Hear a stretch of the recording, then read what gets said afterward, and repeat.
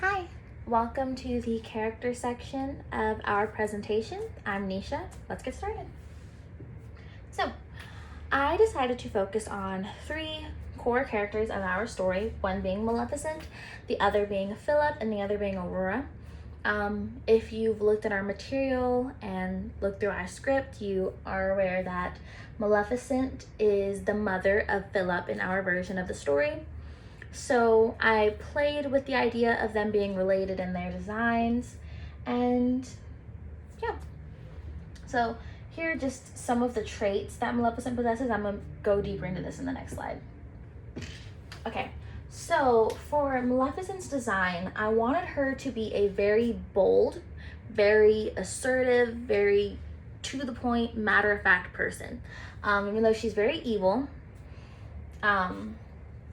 but she has, for me, I decided I wanted her design to be very, very dark, very monochrome, just head to toe, professionalism, business suit, very, this woman knows what she wants. When she comes on stage, she has a presence, and you can sense it. You can sense that this woman is no good.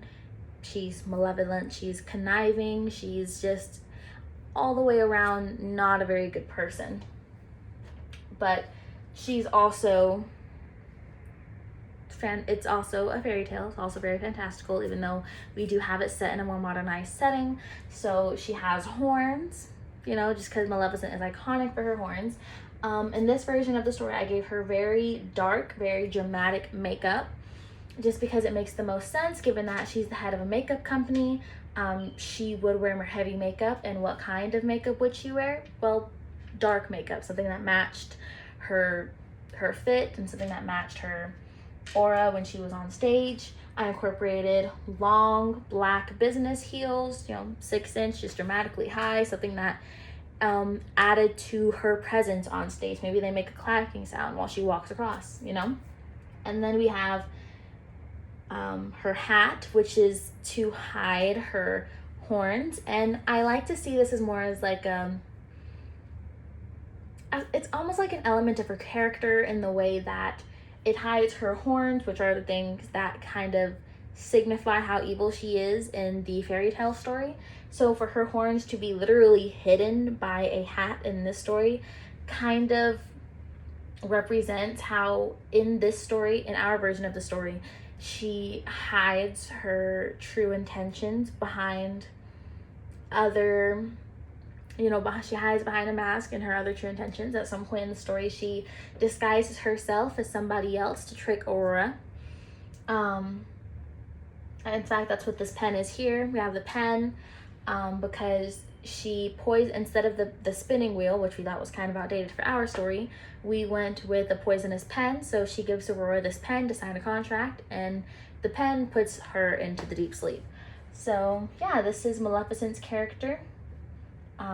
Moving on, we have Philip. So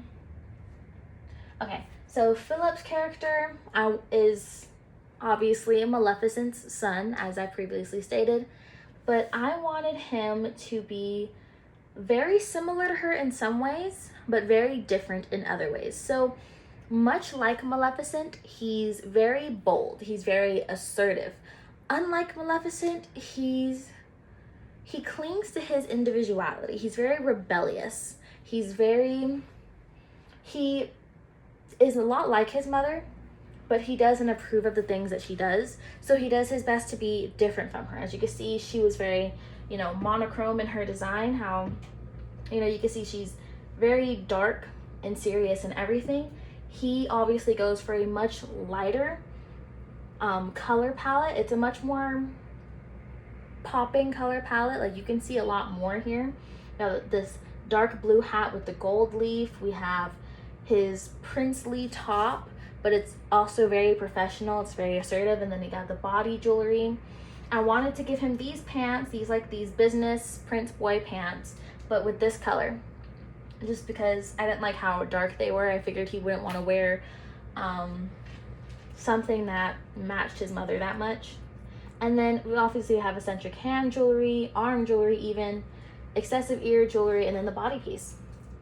But but he's similar to his mother in the way that he's very bold and assertive, very different from his mother in the way that he rebels from her. He has a lot of empathy. He cares about others. He's a kind person. He tries to do the right thing, morally speaking, in spite of his mother. And this shows in just the way that he presents himself on stage. He's very eccentric. He prioritizes individuality and chooses to be different. I got the idea of him being so different from our lip gloss scene. I don't know if that specific scene is going to be incorporated into the script, but I do know that I love it very much. Essentially, he puts on lipstick called True Love's Kiss to wake up our princess, which I just love that idea, but it gave me this concept of he was a very brave young man and didn't really care too much about conventional standards or what other people thought of him. So that was the main inspiration for his design and some of these color palettes that I chose. And yeah, there's Philip, there's our prince. And then we have Aurora. So Aurora is opposite from Philip and opposite from Maleficent. I played a lot with the kind of yin and yang kind of thing. Yin and yang. Maybe that's not the word I'm looking for. But when I read stories or when I watch stories on stage, I love seeing things that are opposite from each other. I recently watched Legally Blonde for my second theater review. And, you know, Elle's character, covered in pink, she's made to be very opposite of the environment she's in. So I played a lot with the opposites in here, as you can see. Because Aurora is extremely opposite to both Philip and Maleficent. So she is kind, she is soft-spoken, she is a perfectionist, she's anxious, we can't say that she's bold and assertive because she's not. You know, she has morals that align much more with Philip, but compared to him, she lacks a lot of confidence. She doesn't have that same, you know, driving mentality of individuality that just keeps her going. She doesn't have much. I'm not gonna say she's not unique. She's not her own person. She is. She just doesn't let the identity aspect of herself drive many of her decisions. But for her, I picked some lighter color palettes, something a bit more pastel. And then I incorporated a tiara because she's a princess. Pink glass slippers only seemed fitting. This neat little bow to go in her long, wavy blonde hair. We all know princesses have majestic hair. I wanted to make her dress green. I have this pink flowery dress here. But this is really just more for the concept of the dress, like the way that it looks and feel. I wanted to go with the green color instead because if you don't know it from the original story, her dress goes from green, I believe, it's from green to pink to blue. Yeah. Because the three fairies keep changing the color while she's dancing, and I love the idea of a dress that changed colors. Couldn't incorporate it though. But yeah, I wanted to go with the green dress that had more of like a soft feel to it. And then just pink accessories all the way around the board. And yeah, that's my character design for Aurora. Very opposite to Philip. Philip, very opposite to Aurora. Both of them contrasting with Maleficent's, you know, dark, malevolent presence on stage. Yeah, that's her character and that's Philip's character and Maleficent's character. I hope that you liked my presentation.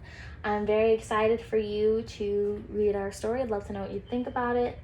In case we don't see each other again this semester, I hope you have a great summer.